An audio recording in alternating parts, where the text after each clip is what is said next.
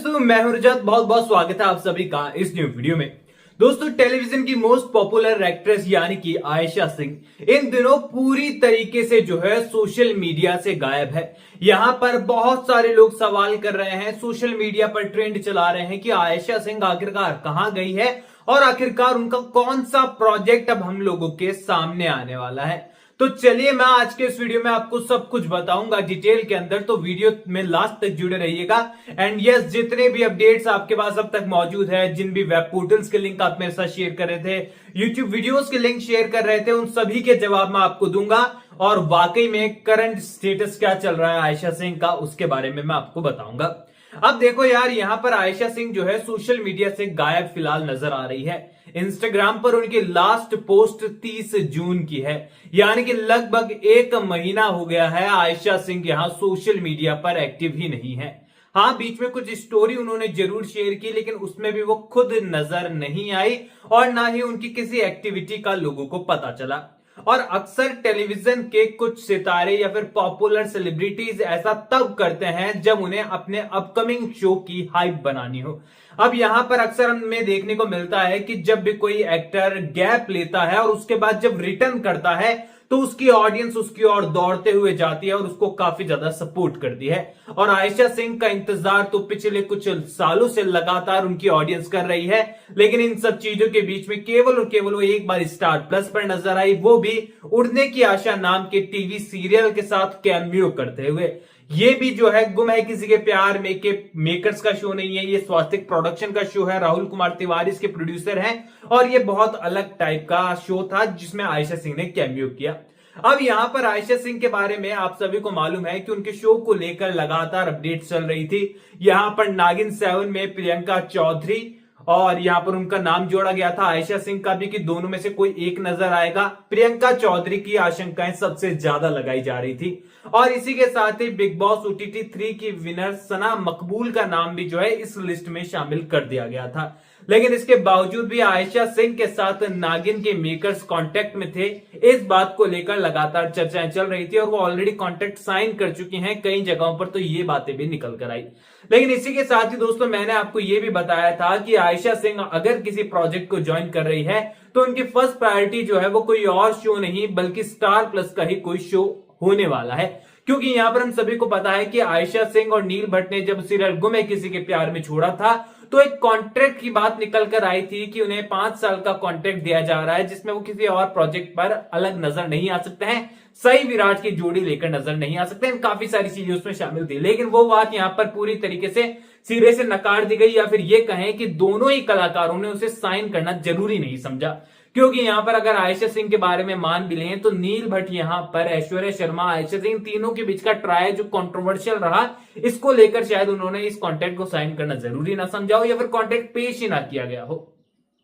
ऐसे में यहां पर आयशा सिंह हमें स्टार प्लस पर रिटर्न करते हुए जल्द ही अब नजर आ सकती है। और हो सकता है कि सोशल मीडिया पर जब भी यहां पर अब आयशा सिंह फिर से रिटर्न करे तो यहां पर वो जो है किसी नए शो की अनाउंसमेंट के साथ रिटर्न हो।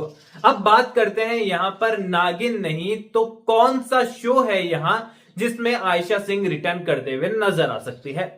अब देखो, यहां पर जो स्टार प्लस पे प्रोडक्शन है कॉन्क्रोक एंटरटेनमेंट, जो कि गुम है किसी के प्यार में चला रहा है फिलहाल, जिनका सीरियल तेरी मेरी डोरियां भी था, जिनका सीरियल छोटी सरदारनी जो कि सोनी टीवी पर आता था वो भी था। ये सारे सीरियल जो है यहां पर उनके चल रहे थे, लेकिन फिलहाल 2 सीरियल ऑफ एयर हो चुके हैं। गुम है किसी के प्यार में यहां चल रहा है और कई और भी सीरियल चल रहे हैं, लेकिन मेन सीरियल जो है सबसे ज्यादा हिट जो है उनके नाम मैंने लिए।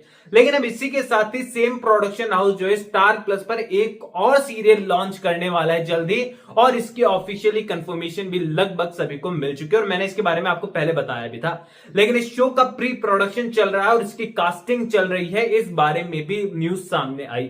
तो होपफुली यहां पर सीरियल गुम है किसी के प्यार में के मेकर्स यानी कि कॉन्क्रोक एंटरटेनमेंट प्रोडक्शन हाउस जो है और स्टार प्लस जो है मिलकर जो टीवी सीरियल लेकर आने वाले हैं स्टार प्लस पर, होपफुली आयशा सिंह इस प्रोडक्शन हाउस के साथ सेम प्लेटफॉर्म स्टार प्लस पर ही हमें रिटर्न करते हुए नजर आ सकती है, लेकिन इंतजार है कि आखिरकार ये शो जो है कब प्लॉट पर आता है।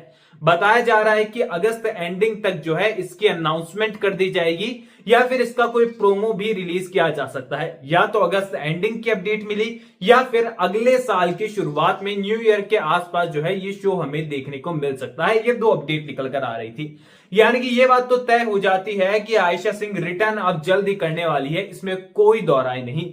लेकिन फिलहाल ऑफिशियली ये कंफर्म नहीं हुआ है किसी भी प्रोडक्शन हाउस के द्वारा, चाहे वह बालाजी टेलीफिल्म्स हो, चाहे वो यहां पर जो स्वास्तिक प्रोडक्शन हो जो कि उड़ने की आशा शो बनाते हैं, और काफी सारे माइथोलॉजी सीरियल में तो देखो स्वास्तिक प्रोडक्शन के आसपास कोई टिकता ही नहीं है। और सच बताऊं तो मैं चाहता हूं कि आयशा सिंह जो है वो स्वास्तिक प्रोडक्शन के साथ ही काम करे, क्योंकि वो one of the best production house मेरी नजर में मैं मानता हूं।